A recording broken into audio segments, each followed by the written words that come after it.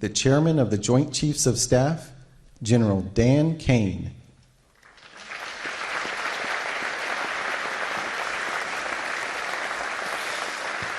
All right, generals, admirals, senior leaders, good morning. Wow, what a group here today.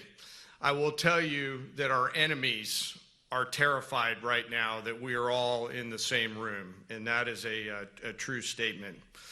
Welcome everyone to Marine Corps Base Quantico and the first ever Key Leaders All Call. To the Commandant and all of the Marines that have made this event possible, thank you. This was no small feat to put this event together in short order, and I'm glad there's pull-up bars just outside. The SEALs in the corner out there are very happy about that. I regret to inform you there will not be a PT test after this event because I know you all would crush it. Last night I had the privilege of joining the Secretary and the Joint Chiefs in honoring 50 Gold Star families at the White House as the President, the First Lady, and our nation honored their loved ones' service and sacrifices. Teammates, it was a quiet and deeply meaningful event that reminded all of us that were lucky enough to be there of the serious and unforgiving nature of the business that we are in, fighting and winning our nation's wars. Leaders, we are living in dynamic and potentially dangerous times. Global risk is on the rise. Our adversaries are no longer aligning, they are aligned. And we must align with equal resolve and unity. Even as we strive for and seek peace, we must be prepared for war. Now, more than ever, it is vital that we hear from our civilian leaders, understand where they're taking the department and the joint force. And today, we have the unprecedented opportunity and honor to hear directly from the Secretary of War and our Commander-in-Chief. Together, you and I and our civilian leaders have the honor of leading the finest military in the world. And we must seize every opportunity, every day, to prepare our joint force for the future. I am deeply humbled to serve with each and every one of you. And now it is my distinct honor to introduce our nation's Secretary of War, the Honorable Pete Hegseth.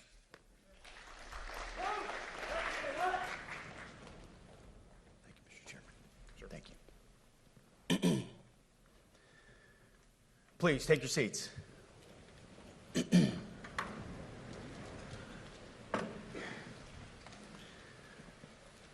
Well, Mr. Chairman, the Joint Chiefs, generals, admirals, commanders, officers, senior enlisted, NCOs, enlisted, and every member of our American military, good morning.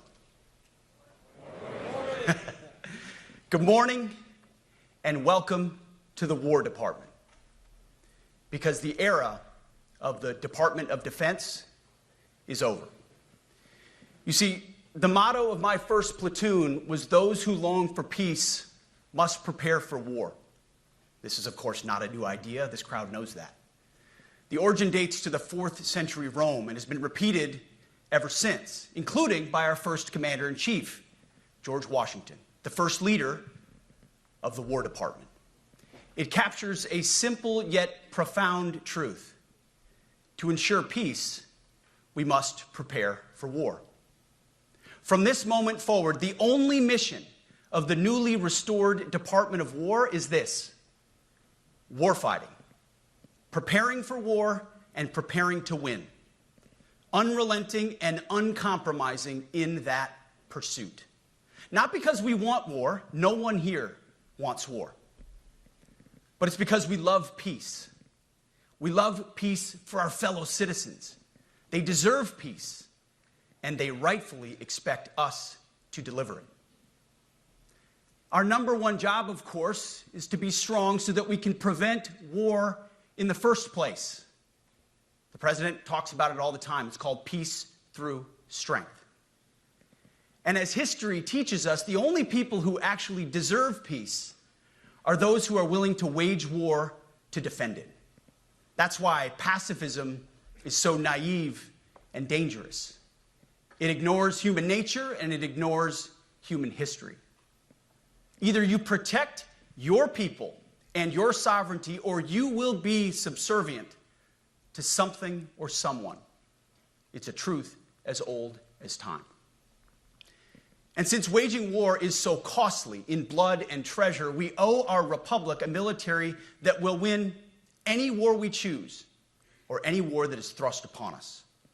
Should our enemies choose foolishly to challenge us, they will be crushed by the violence, precision, and ferocity of the War Department. In other words, to our enemies, F-A-F-O. If necessary, our troops can translate that for you. Another way to put it is peace through strength, brought to you by the warrior ethos. And we are restoring both.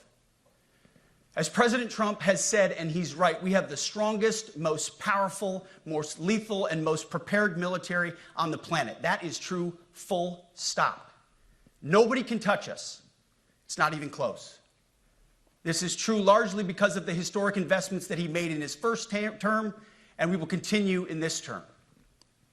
But it's also true because of the leaders in this room and the incredible troops that you all lead. But the world, and as the chairman mentioned, our enemies get a vote. You feel it, I feel it. This is a moment of urgency, mounting urgency. Enemies gather, threats grow. There is no time for games. We must be prepared. If we're going to prevent and avoid war, we must prepare now. We are the strength part of peace through strength. And either we're ready to win or we are not. You see, this urgent moment, of course, requires more troops, more munitions, more drones, more Patriots, more submarines, more B-21 bombers. It requires more innovation, more AI in everything and ahead of the curve. More cyber effects, more counter-UAS, more space, more speed. America is the strongest, but we need to get stronger and quickly. The time is now, and the cause is urgent.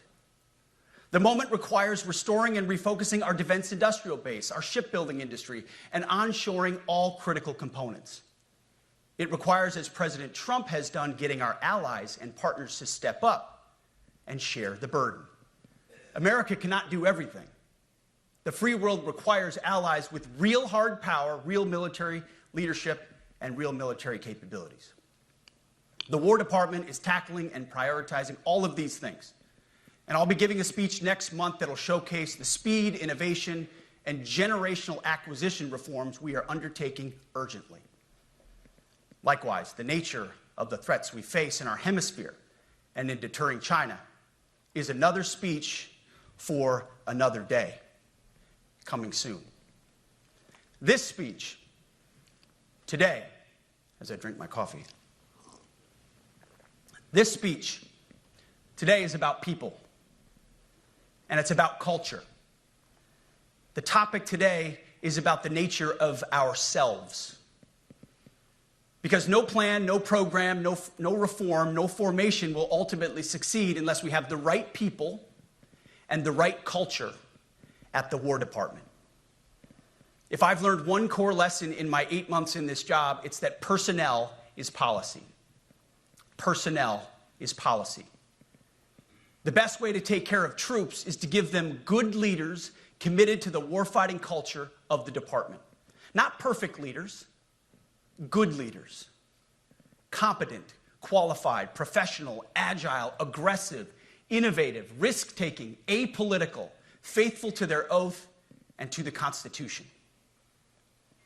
Eugene Sledge, in his World War II memoir, wrote, quote, "War is brutish, inglorious, and a terrible waste. Combat leaves an indelible mark on those who are forced to endure it.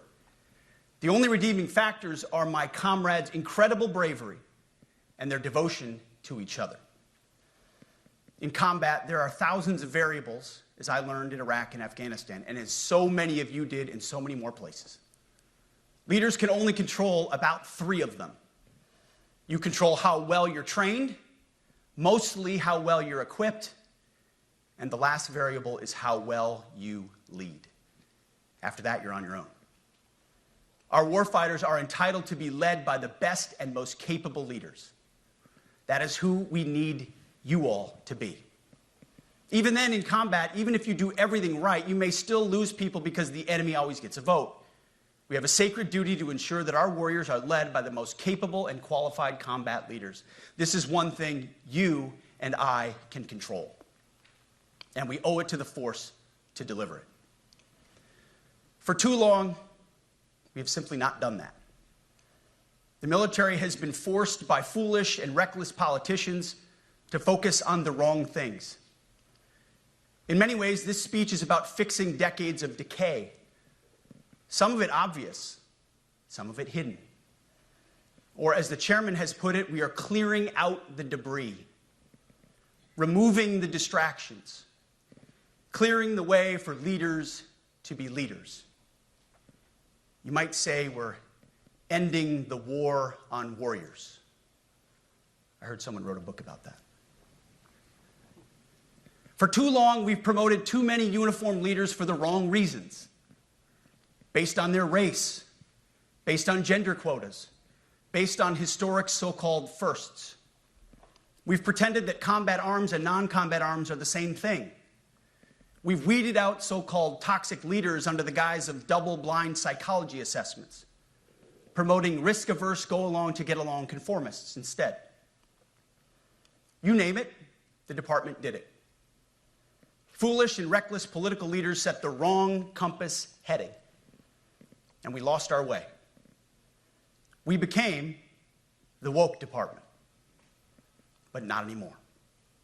Right now, I'm looking out at a sea of Americans who made a choice when they were young men and young women to do something most Americans will not, to serve something greater than yourselves, to fight for God and country, for freedom and the Constitution. You made a choice to serve when others did not, and I commend you. You are truly the best of America. But this does not mean, and this goes for all of us, that our path to this auditorium on this day was a straight line, or that the conditions of the formations we lead are where we want them to be. You love your country, and we love this uniform, which is why we must do better. We just have to be honest. We have to say with our mouths what we see with our eyes, to just tell it like it is in plain English, to point out the obvious things right in front of us. That's what leaders must do. We cannot go another day without directly addressing the plank in our own eye, without addressing the problems in our own commands and in our own formations. This administration has done a great deal from day one to remove the social justice, politically correct, and toxic ideological garbage that had infected our department, to rip out the politics. No more identity months, DEI offices, dudes in dresses. No more climate change worship. No more division, distraction, or gender delusions. No more debris. As I've said before, and will say again, we are done with that shit. I've made it my mission to uproot the obvious distractions that made us less capable and less lethal.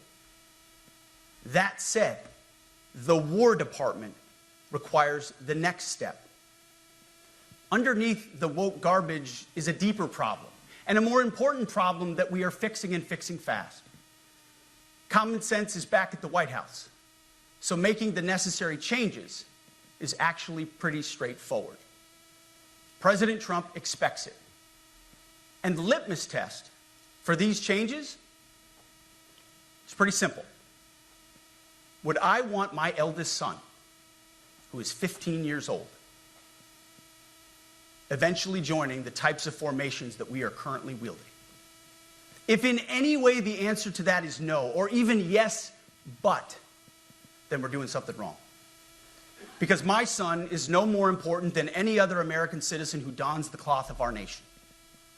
He is no more important than your son. All precious souls made in the image and likeness of God. Every parent deserves to know that their son or their daughter that joins our ranks is entering exactly the kind of unit that the Secretary of War would want his son to join. Think of it as the golden rule test. Jesus said, "Do unto others that which you would have done unto yourself." It's the ultimate simplifying test of truth. The new War Department golden rule is this: do unto your unit as you would have done unto your own child's unit. Would you want him serving with fat or unfit or undertrained troops? Or alongside people who can't meet basic standards? Or in a unit where standards were lowered so certain types of troops could make it in? In a unit where leaders were promoted for reasons other than merit, performance, and warfighting? The answer is not just no, it's hell no. This means at the War Department, first and foremost, we must restore a ruthless, dispassionate, and common sense application of standards. I don't want my son serving alongside troops who are out of shape, or in combat unit with females who can't meet the same combat arms physical standards as men, or troops who are not fully proficient on their assigned weapons, platform, or task, or under a leader who was the first, but not the best. Standards must be uniform, gender neutral, and high. If not, they're not standards. They're just suggestions. Suggestions that get our sons and daughters killed. When it comes to combat arms units, and there are many different stripes across our joint force, the era of politically correct, overly sensitive, don't hurt anyone's feelings leadership ends right now. At every level, either you can meet the standard, either you can do the job, either you are disciplined, fit, and trained, or you are out. And that's why today, at my direction, and this is the first of 10 Department of War directives that are arriving at your commands as we speak and in your inbox. Today, at my direction, each service will ensure that every requirement for every combat MOS, for every designated combat arms position, returns to the highest male standard only. Because this job is life or death. Standards must be met. And not just met, at every level we should seek to exceed the standard, to push the envelope, to compete. It's common sense and core to who we are and what we do. It should be in our DNA.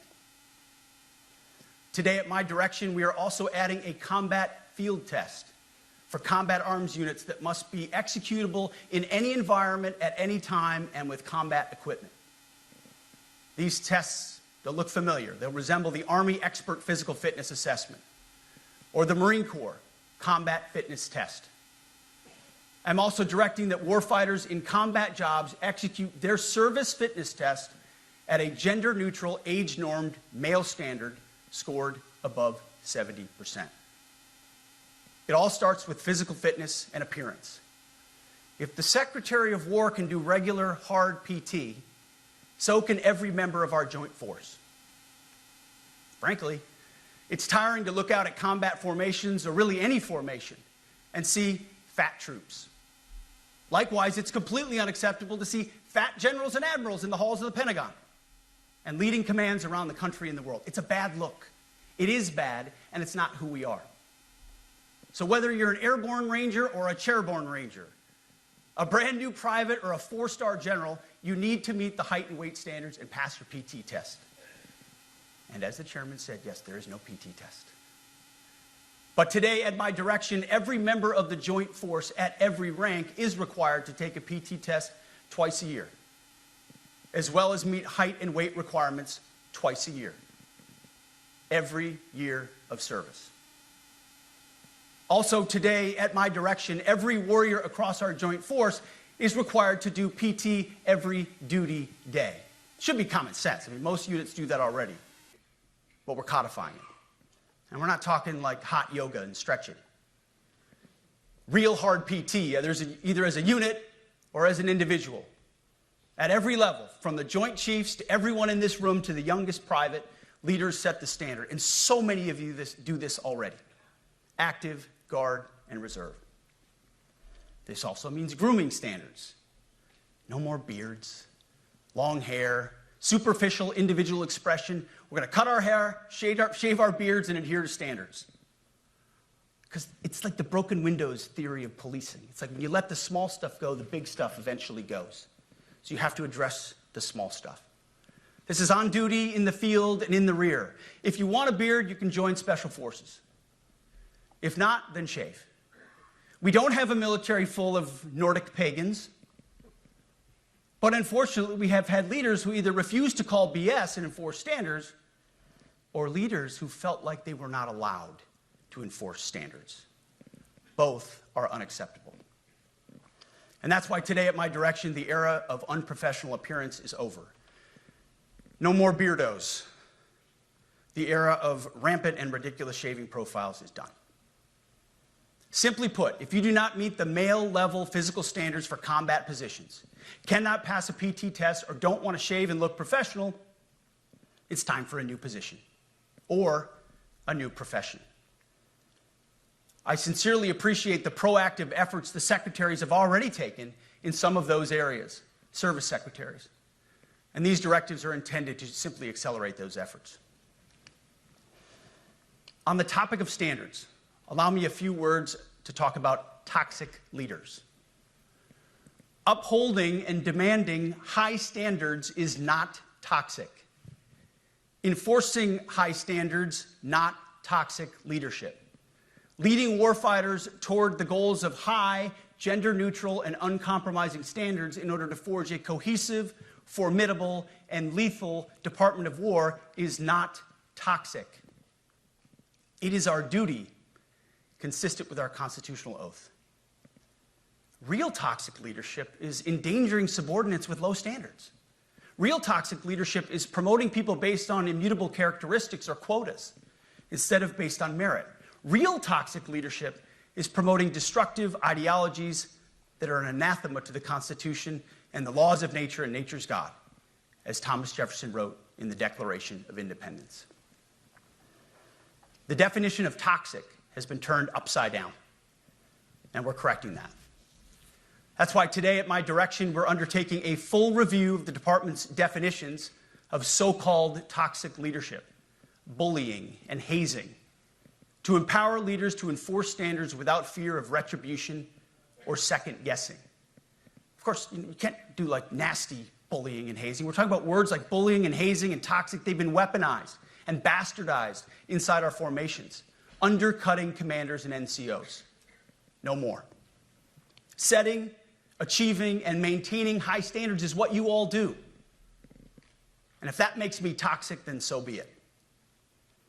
Second, today at our direction, we're ensuring that every service, every unit, every schoolhouse, and every form of professional military education conduct an immediate review of their standards. Now, we've done this in many places already, but today it goes across the entire Department of War. Any place where tried and true physical standards were altered, especially since 2015 when combat arms standards were changed to ensure females could qualify, must be returned to their original standard. Other standards have been manipulated to hit racial quotas as well, which is just as unacceptable. This too must end. Merit only. The president talks about it all the time, merit-based. Here are two basic frameworks I urge you to pursue in this process. Standards I call, my staff's heard all about them, the 1990 test and the E6 test. The 1990s test is simple. What were the military standards in 1990? And if they have changed, tell me why. Was it a necessary change based on the evolving landscape of combat? Or was the change due to a softening, weakening, or gender-based pursuit of other priorities? 1990s seems to be as good a place to start as any. And the E6 test. Ask yourself, does what you're doing make the leadership, accountability, and lethality efforts of an E6, or frankly an O3, does it make it easier or more complicated? Does the change empower staff sergeants, petty officers, and tech sergeants to get back to basics? The answer should be a resounding yes. The E6 test, or O3 test, clarifies a lot, and it clarifies quickly. Because war does not care if you're a man or a woman. Neither does the enemy. Nor does the weight of your rucksack, the size of an artillery round, or the body weight of a casualty on the battlefield who must be carried. This, and I want to be very clear about this, this is not about preventing women from serving. We very much value the impact of female troops. Our female officers and NCOs are the absolute best in the world. But when it comes to any job that requires physical power to perform in combat, those physical standards must be high and gender neutral. If women can make it, excellent. If not, it is what it is. If that means no women qualify for some combat jobs, so be it. That is not the intent, but it could be the result, so be it. It will also mean that weak men won't qualify because we're not playing games. This is combat. This is life or death. As we all know, this is you versus an enemy hell-bent on killing you. To be an effective, lethal fighting force, you must trust that the warrior alongside you in battle is capable, truly physically capable of doing what is necessary under fire. You know this is the only standard you would want for your kids and for your grandkids. Apply the War Department Golden Rule, the 1990 test, and the E6 test, and it's really hard to go wrong. Third, we are attacking and ending the walking on eggshells and zero defect command culture. A risk-averse culture means officers execute not to lose instead of to win. A risk-averse culture means NCOs are not empowered to enforce standards. Commanders and NCOs don't take necessary risks or make tough adjustments for fear of rocking the boat or making mistakes. A blemish-free record is what peacetime leaders covet the most, which is the worst of all incentives. We, as senior leaders, need to end the poisonous culture of risk aversion and empower our NCOs at all levels to enforce standards. Truth be told, for the most part, we don't need new standards. We just need to reestablish a culture where enforcing standards is possible. And that's why today, at my direction, I'm issuing new policies that will overhaul the IG, EO, and MEO processes. I call it the No More Walking on Eggshells policy. We are liberating commanders and NCOs. We are liberating you. We are overhauling an Inspector General process, the IG, that has been weaponized, putting complainers, ideologues, and poor performers in the driver's seat. We're doing the same with the equal opportunity and military equal opportunity policies, the EO and MEO at our department. No more frivolous complaints, no more anonymous complaints, no more repeat complainants, no more smearing reputations, no more endless waiting, no more legal limbo, no more sidetracking careers, no more walking on eggshells. Of course, being a racist has been illegal in our formation since 1948. The same goes for sexual harassment. Both are wrong and illegal. Those kinds of infractions will be ruthlessly enforced. But telling someone to shave or get a haircut or to get in shape or to fix their uniform or to show up on time or to work hard, that's exactly the kind of discrimination we want. We are not civilians. You are not civilians. You are set apart for a distinct purpose. So we, as a department, need to stop acting and thinking like civilians and get back to basics and put the power back in the hands of commanders and NCOs. Commanders and NCOs who make life and death decisions. Commanders and NCOs who enforce standards and ensure readiness. Commanders and NCOs who in this War Department have to look in the mirror and they have to pass the golden rule test. My kids, your kids, America's sons and daughters.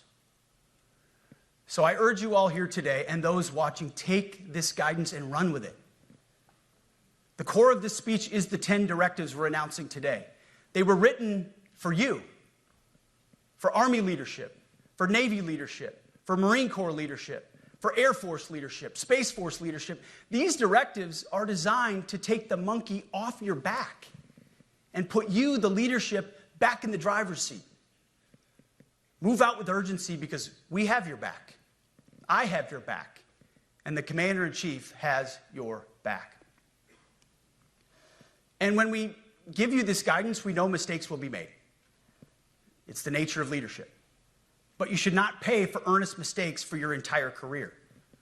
And that's why today, at my direction, we're making changes to the retention of adverse information on personnel records that will allow leaders with forgivable, earnest, or minor infractions to not be encumbered by those infractions in perpetuity. People make honest mistakes, and our mistakes should not define an entire career. Otherwise, we only try not to make mistakes, and that's not the business we're in. We need risk takers and aggressive leaders and a culture that supports you. Fourth, at the War Department, promotions across the Joint Force will be based on one thing: merit. Colorblind, gender-neutral, merit-based. The entire promotion process, including evaluations of warfighting capabilities, is being thoroughly re-examined. We've already done a lot in this area, but more changes are coming soon. We'll promote top-performing officers and NCOs faster and get rid of poor performers more quickly. Evaluations, education, and field exercises will become real evaluations, not box checks, for every one of us at every level. These same reforms happened before World War II as well. General George Marshall and Secretary of War Henry Stimson did the same thing. And we won a world war because of it. As it happens, when he started the job, Chairman Kane gave me a frame and a photo to hang in my office. A matching frame and photo hangs in his. It's a photo of Marshall and Stimson preparing for World War II. Those two leaders famously kept the door open between their offices for the entirety of the war. They worked together, civilian and uniform, every single day. Chairman Kane and I do the same. There is no daylight between us. Our doors are always open. Our job together is to ensure our military is led by the very best, ready to answer the nation's call. Fifth, as you have seen, and the media has obsessed over, I have fired a number of senior officers since taking over. The previous chairman, other members of the Joint Chiefs, combatant commanders, and other commanders. The rationale for me has been straightforward. It's nearly impossible to change a culture with the same people who helped create or even benefited from that culture, even if that culture was created by a previous president and previous secretary. My approach has been simple. When in doubt, assess the situation, follow your gut, and if it's the best for the military, make a change. We all serve at the pleasure of the president every single day. But in many ways, it's not their fault. It's not your fault. As foolish and reckless as the woke department was, those officers were following elected political leadership. An entire generation of generals and admirals were told that they must parrot the insane fallacy that, quote, our diversity is our strength. Of course, we know our unity is our strength. They had to put out dizzying DEI and LGBTQI+ statements. They were told females and males are the same thing, or that males who think they're females is totally normal. They were told that we need a green fleet and electric tanks. They were told to kick out Americans who refuse an emergency vaccine. They followed civilian policies set by foolish and reckless political leaders. Our job, my job, has been to determine which leaders simply did what they must to answer the prerogatives of civilian leadership, and which leaders are truly invested in the woke department, and therefore incapable of embracing the War Department and executing new lawful orders. That's it. It's that simple. So for the past 8 months, we've gotten a good look under the hood of our officer corps. We've done our best to thoroughly assess the human terrain. We've had to make trade-offs and some difficult decisions. It's more of an art than a science. We have been and will continue to be judicious, but also expeditious. The new compass heading is clear. Out with the Shirellis, the Mackenzies, and the Millies, and in with the Stockdales, the Schwarzkopfs, and the Pattons. More leadership changes will be made, of that I'm certain. Not because we want to, but because we must. Once again, this is life and death. The sooner we have the right people, the sooner we can advance the right policies. Personnel is policy. But I look out at this group, and I see great Americans. Leaders who have given decades to our great republic, at great sacrifice to yourselves and to your families. But if the words I'm speaking today are making your heart sink, then you should do the honorable thing and resign. We would thank you for your service. But I suspect, I know, the overwhelming majority of you feel the opposite. These words make your hearts full. You love the War Department because you love what you do, the profession of arms. You are hereby liberated to be an apolitical, hard-charging, no-nonsense, constitutional leader that you joined the military to be. We need you locked in on the M, not the D, the E, or the I, not the DEI or the DIE of dime. By that I mean the M, military, of the instruments of national power. We have entire departments across the government dedicated to diplomatic, informational, and economic lines of effort.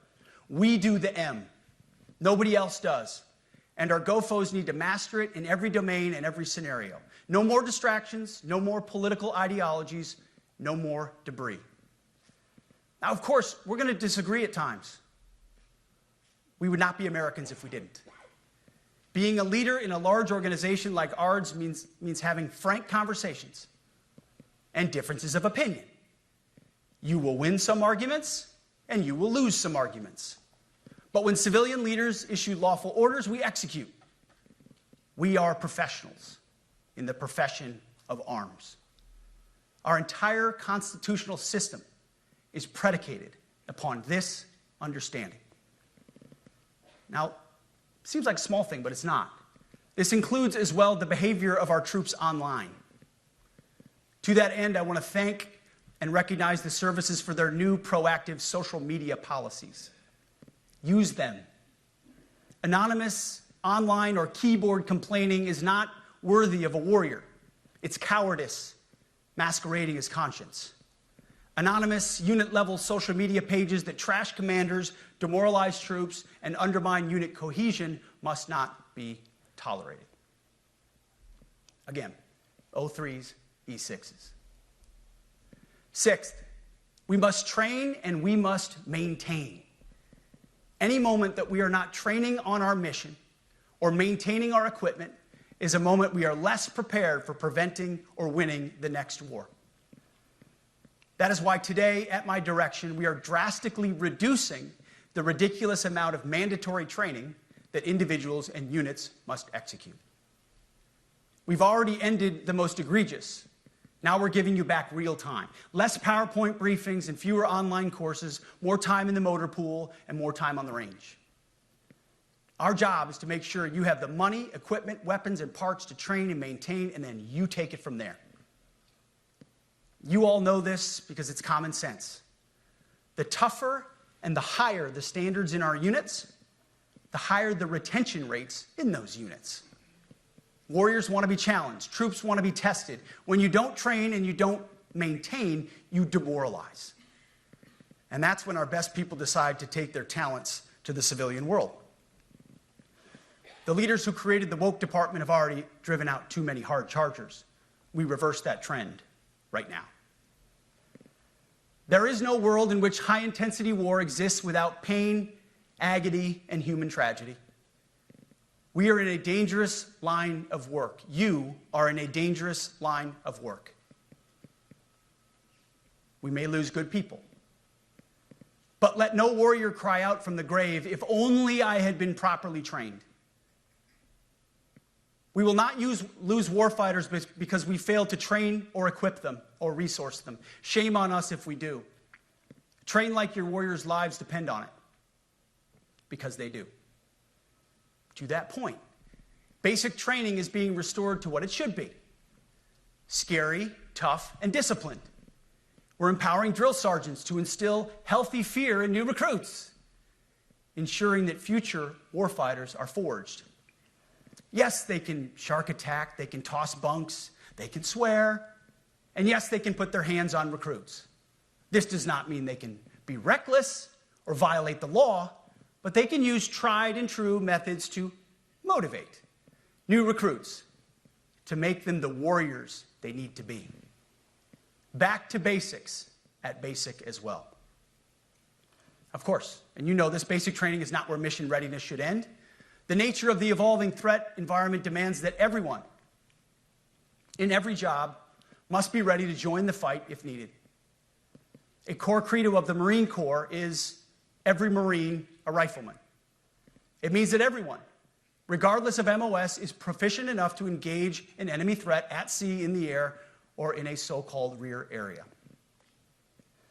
We need to ensure that every member of our uniformed military maintains baseline proficiency in basic combat skills, especially because the next war, like the last, will likely not have a rear area. Finally, as President Trump rightly pointed out when he changed the department name, the United States has not won a major theater war since the name was changed to the Department of Defense in 1947. One conflict stands out in stark contrast: the Gulf War. Why? Well, there's a number of reasons, but it was a limited mission with overwhelming force and a clear end state. But why did we execute and win the Gulf War the way we did in 1991? There's two overwhelming reasons. One was President Ronald Reagan's military buildup gave an overwhelming advantage. And two, military and Pentagon leadership had previous formative battlefield experiences. The men who led this department during the Gulf War were mostly combat veterans of the Vietnam War. They said never again to mission creep or nebulous end states. The same holds true today. Our civilian and military leadership is chock full of veterans from Iraq and Afghanistan who say never again to nation building and nebulous end states. This clear-eyed view, all the way in the White House, combined with President Trump's military buildup, postures us for future victories if, and we will, and when we embrace the War Department. And we must. We are preparing every day. We have to be prepared for war, not for defense. We're training warriors, not defenders. We fight wars to win, not to defend. Defense is something you do all the time. It's inherently reactionary and can lead to overuse, overreach, and mission creep. War is something you do sparingly, on our own terms, and with clear aims. We fight to win. We unleash overwhelming and punishing violence on the enemy. We also don't fight with stupid rules of engagement. We untie the hands of our warfighters to intimidate, demoralize, hunt, and kill the enemies of our country. No more politically correct and overbearing rules of engagement. Just common sense, maximum lethality, and authority for warfighters. That's all I ever wanted as a platoon leader. And it's all my E6 squad leaders ever wanted, back to that E6 rule. We let our leaders fight their formations, and then we have their back. It's very simple, yet incredibly powerful. A few months ago, I was at the White House when President Trump announced his Liberation Day for America's trade policy. It was a landmark day. Well, today is another Liberation Day. The liberation of America's warriors, in name, in deed, and in authorities. You kill people and break things for a living.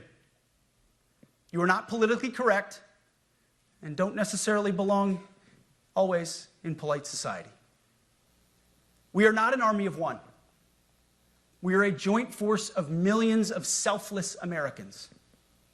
We are warriors. We are purpose-built, not for fair weather, blue skies, or calm seas. We were built to load up in the back of helicopters, 5 tons, or Zodiacs in the dead of night, in fair weather or foul, to go to dangerous places, to find those who would do our nation harm, and deliver justice on behalf of the American people in close and brutal combat if necessary. You are different. We fight not because we hate what's in front of us. We fight because we love what's behind us. You see, the Ivy League faculty lounges will never understand us, and that's okay, because they could never do what you do. The media will mischaracterize us, and that's okay, because deep down they know the reason they can do what they do is you. In this profession, you feel comfortable inside the violence so that our citizens can live peacefully. Lethality is our calling card, and victory our only acceptable end state. In closing, a few weeks ago, at our monthly Pentagon Christian prayer service, I recited a commander's prayer. It's a simple yet meaningful prayer for wisdom for commanders and leaders. I encourage you to look it up if you've never seen it. But the prayer, it ends like this. And most of all, Lord, please keep my soldiers safe. Lead them, guide them, protect them, watch over them. And as you gave all of yourself for me, help me give all of myself for them. And amen. I have prayed this prayer many times since I've had the privilege of being your secretary. And I will continue to pray this prayer for each of you as you command and lead our nation's finest. Go forth and do good things, hard things. President Trump has your back, and so do I. And you'll hear from him shortly. Move out and draw fire, because we are the War Department. Godspeed.